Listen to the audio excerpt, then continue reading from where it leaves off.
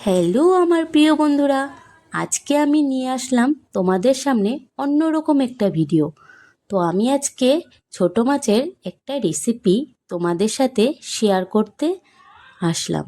তো আশা করি তোমাদের ভালো লাগবে, পুরো ভিডিওটা দেখো। প্রথমে আমি পেঁয়াজ টমেটোটাকে কুচি কুচি করে কেটে নুন হলুদ মেখে নিলাম। তারপরে কি করলাম, মাছ দিয়ে কাঁচা লঙ্কা দিয়ে সুন্দর করে হালকা হাতে মেখে নিলাম।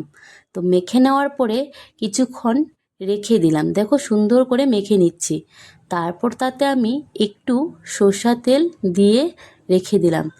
মাছটাকে কাঁচা বানালে সর্ষের তেল দিলে ফ্লেভারটা খুবই ভালো আসে। তারপর কড়াই গরম করে তাতে কালো জিরা কাঁচা লঙ্কা ফোড়ন দিয়ে মাখানো মাছটা ছেড়ে দিলাম। তো কড়াই মেদে চারদিকে সুন্দরভাবে এইভাবে ছড়িয়ে দিতে হবে, যাতে মাছগুলো খুব সুন্দরভাবেই সিদ্ধ হয়ে যায়, সাথে সবজিগুলো। মাছটা বেশি লাড়াচাড়া করা যায় না, কাজলি মাছটা খুবই নরম।